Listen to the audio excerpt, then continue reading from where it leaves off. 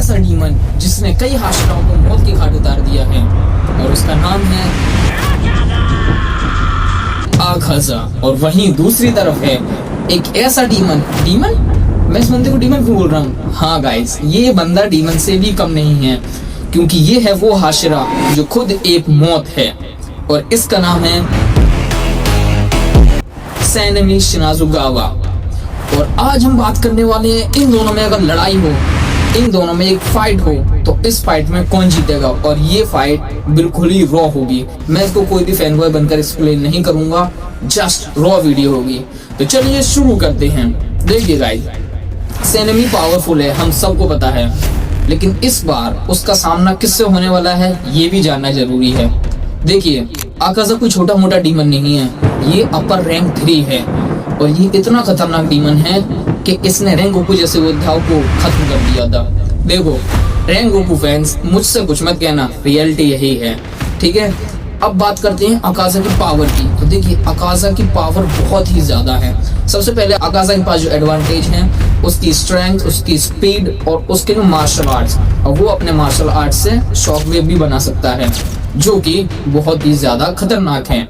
इसी के साथ साथ उसके पास कंपास नीडल टेक्निक भी है, जो कि सामने वाले की स्ट्रेंथ बताती है।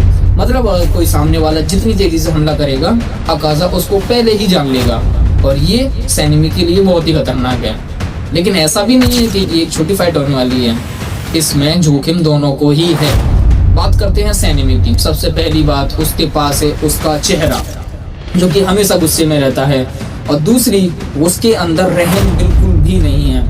अगर आप देखो तो आकाज़ा बहुत ही डिसिप्लिन फाइटर है। वो जब भी लड़ता है डिसिप्लिन से लड़ता है, सामने वाले का नाम पूछता है और उसकी पावर जानने की कोशिश करता है। लेकिन वहीं सैनमी के केस में उल्टा है, सैनमी हमेशा ही गुस्से में रहता है, और यही गुस्सा आकाज़ा के लिए एक एडवांटेज बनेगा। लेकिन इतना आसान भी नहीं है सैनमी जैसे हाशिरा को हराना, क्योंकि ये एक बहुत ही ज्यादा पावरफुल हाशिरा है, रैंक गोकू से भी ज्यादा पावरफुल है, नो डाउट, ठीक है। अब बात करते हैं सैनमी की पावर्स। अब सैनमी की सबसे पहली बात तो उसके पास जो स्ट्रेंथ है, उसका स्टेमिना है, बहुत ही ज्यादा पावरफुल है। उसका स्टेमिना बहुत ही ज्यादा है, वो सुबह से लेकर शाम तक, शाम से लेकर सुबह तक लड़ सकता है, जो कि आकाज़ा के लिए हानिकारक है। अगर आकाज़ा सुबह तक लड़ा तो सैनमी के जीतने के चांस बहुत ही ज्यादा है।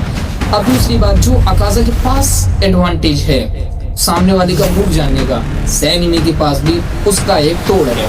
उसके पास एक ऐसी टेक्निक है जिससे वो आकाज़ा को डिस्ट्रैक्ट कर सकता है। आकाज़ा की टेक्निक उसके ऊपर काम ही नहीं करेगी और कंफ्यूज हो जाएगी, और वो टेक्निक है ऋषि बुलेट। ये एक रेयर बुलेट है, और इसकी खुशबू से जो नॉर्मल डीमंस हैं वो भी इंटॉक्सिएट हो जाते हैं। तो ये सैनमी के पास सबसे बड़ा एडवांटेज है, जिसकी वजह से आकाज़ा की जो कंपास नीडल टेक्निक है वो डिस्ट्रैक्ट हो जाएगी, वो डिस्टर्ब हो जाएगी। उसको समझ में नहीं आएगा आकाज़ा को कि ये क्या अटैक कर रहा है। अब करते हैं इन दोनों की फाइट। सबसे पहले आकाज़ा खड़ा है सैनमी के सामने, सैनमी खड़ा है आकाज़ा के सामने। दोनों ही एकदम बोलते, वो कहते हैं ना हटे हटे की लड़ाई, तो ये दोनों ही हटेले हैं। आकाज़ा प्रेडिक्ट कर रहा है सैनमी को एक बच्चा, मतलब उसको लग रहा है कि सामने बस एक नॉर्मल वुमन है और वो उसको हरा देगा। लेकिन आकाज़ा में दिमाग है, वो पहले सामने वाले की ताकत दिखता है कि सामने वाला किस हद तक लड़ सकता है। सबसे पहले आकाज़ा हमला करेगा, और उसके बाद करते हैं सैनमी की बात, जहाँ पे मैंने पहले ही बोल दिया है कि सैनमी हमेशा लड़ते वक्त गुस्से में रहता है, और वो गुस्सा ऐसा नहीं होता है कि दिखाने वाला, वो हंसते हुए गुस्सा होता है, बहुत ही ज्यादा। उसकी आइज अगर आपने नोटिस की होंगी इन्फिनिटी कैसेट में, जब वो ये 6 आंखों वाले सस्ते कोकोशिबो की गर्दन काटता है, सेम वही। तो सैनमी पूरा तैयार है, आकाज़ा पूरा तैयार है, और दोनों में होती है लड़ाई शुरू। आकाज़ा करता है स्टार्टिंग हल्का वार, वो बस सामने वाले की ताकत देखना चाहता है, और सैनमी हमारा स्टार्टिंग में ही अपनी पावर दिखाना स्टार्ट कर देता है। तो इसकी वजह से जो हमारा बैटलफील्ड है वो पूरी तरीके से तबाह हो गया है, क्योंकि ये दोनों जब मॉन्स्टर लड़ रहे हैं तो कोई वजह ही नहीं कि कुछ आसपास बचे। बहुत ही अच्छी लड़ाई चल रही है इन दोनों में, और आकाज़ा की कंपास नीडल टेक्निक डिस्टर्ब हो रही है सैनमी की वजह से। सैनमी पूरी ताकत से हमला करता है, उसके बाद सैनमी हमारा बहुत गुस्से में आ जाता है, और आकाज़ा को पहली बार सीरियस होना पड़ता है। और ये फाइट अब ईगो वर्सेस ईगो की थी, और इस बात से हम डिनाई नहीं कर सकते कि आकाज़ा का ईगो सैनमी से ज्यादा है। एक तरफ है गुस्से वाला हाशिरा, और दूसरी तरफ है डिसिप्लिन वाला डीमन, जिसमें उस इंसान हाशिरा से ज्यादा दिमाग है। अब देखिए गाइस, सैनमी भला ही एक मॉन्स्टर की तरह लड़ता है, बट हम ये बात इग्नोर नहीं कर सकते कि आकाज़ा एक रियल मॉन्स्टर है। और ये फाइट का आखिर होते होते आकाजा जीत जाएगा। देखिए इतनी आसानी से मैंने बोल दिया, आप सोच रहे होगे ऐसा कैसे ये डिबेट खत्म कर दी। देखिए सबसे पहली बात, आकाजा एक अपर रैंक 3 है जिसको हराना इम्पॉसिबल है। अगर कोई हाशरा उसको 1v1 में हराए तो ये इम्पॉसिबल है। हाँ, गियोमी की बात नहीं कर रहा हूँ मैं, बाकी कोई भी हाशरा आकाजा को नहीं हरा सकता, ठीक है। अब दूसरी बात, सैनमी भला ही लड़ता है और आकाजा सबसे पहले तो उसका टेस्ट ले रहा था शुरू से लेके एंड तक, लेकिन आकाजा को फाइट खत्म करनी थी क्योंकि सुबह होने से पहले उसको ये काम पूरा करना था। आकाजा सीरियस हो जाता है और सैनमी को खत्म कर देता है क्योंकि सैनमी के पास एक ही ऑप्शन था, आकाजा का सर काटना, जो कि इम्पॉसिबल है उसके लिए। आकाजा के पास देखिए, आकाजा के पास काफी सारे एडवांटेज हैं। सबसे पहले आकाजा का स्ट्रेंथ भी है, एबिलिटी भी है, रिजनरेशन भी है, कई सारी टेक्निक्स हैं जो कि सैनमी के पास नहीं है।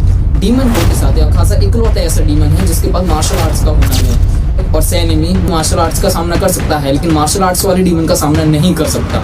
आपको क्या लगता है इस बारे में? मेरे हिसाब से नहीं, बल्कि अगर आप वाकई एक सच्चे एनिमे फैन हो और आप एक ब्लाइंड बिलीवर नहीं हो, अगर आप सैनमी के फैन भी हो तो देखो ये मेरी गलती नहीं है, बट सैनमी कांट डिफीट आकाजा and this is the truth और आपको ये बात स्वीकार करनी चाहिए। तो आज की वीडियो हम इतनी ही रखते हैं। आने वाले टाइम में आप किसके ऊपर वीडियो देखना चाहते हो जरूर बताइए और हाँ, चैनल सब्सक्राइब कर दीजिए।